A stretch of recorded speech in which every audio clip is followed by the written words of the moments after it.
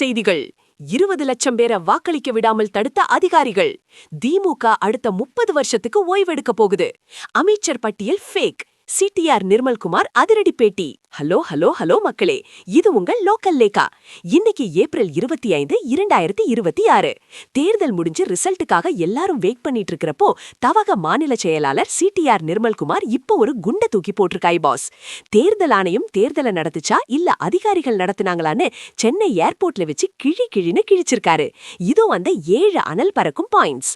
20 லட்சம் பேர் காலி. பேருந்து குளறுபடி மற்றும் தேர்தல் நிர்வாக குளறுபடிகளால சுமார் 20 லட்சம் பேரால ஓட்டு போட முடியாம போயிடுச்சு. இது மிகப்பெரிய ஜனநாயக படுகொலைன்னு நிர்மல்குமார் வேதனையோட சொல்லியிருக்காரு பாஸ். அதிகாரிகள் வர்சஸ் கட்சிக்காரர்கள். தேர்தல் அதிகாரிகள் ஒரு கட்சிக்காரங்க மாதிரியே நடந்துக்கிட்டாங்க. அவங்க இனிமேலாவது திருந்தி மக்களுக்காக உழைக்கணும்னு செம வார்னிங் கொடுத்திருக்காரு. தவகவினர் மீது தாக்குதல். தேர்தல் களத்துல திட்டமிட்டு தவக தொண்டர்கள் மேல தாக்குதல் நடத்தப்பட்டிருக்கு.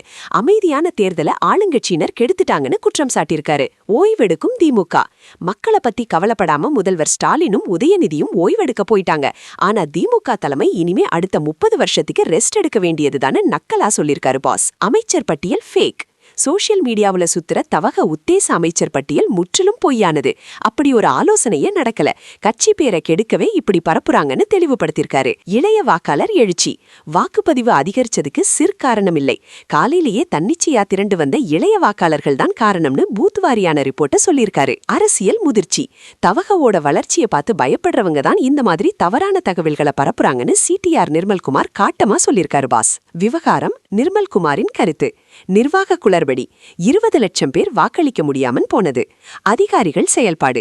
நடுமலையா இல்லாம கட்சிக்காரர்கள் போல செயல்பட்டனர். அமைச்சர் பட்டியல். அது முற்றிலும் போலியானது. Fake news. திமுகவின் ஓய்வு. முதல்வர் சுற்றுலாவில் உள்ளார். திமுக 30 ஆண்டுகளுக்கு ஓய்வெடுக்கும். நிர்மல்குமாரோட இந்த அதிரடி பேட்டியை பார்க்கும்போது நம்ம தளபதி விஜய் சார் ஒரு படத்துல சொன்ன அந்த மாஸ் டைலாக் தான் ஞாபகம் வருது பாஸ். உண்மையை மறைக்க பார்த்தா அது இன்னும் சத்தமா வெடிக்கும். அதிகாரிகளோட குளறுபடியும் ஆளுங்கட்சியோட ஆட்டமும் மே 4 அடங்கிடும் பாஸ். நிர்வாக குளறுபடிகளால தான் 20 லட்சம் பேர் வாக்களிக்கலையா இல்ல மக்கள் ஆர்வம் காட்டலையா? சிடிஆர் நிர்மல்குமார் சொல்ற புகார்கள் பத்தி நீங்க என்ன நினைக்கிறீங்க? கமெண்ட் பண்ணுங்க. தமிழக அரசியலின் அனைத்து விறுவிறுப்பான அப்டேட்களுக்கு தொடர்ந்து இணைந்திருங்கள்.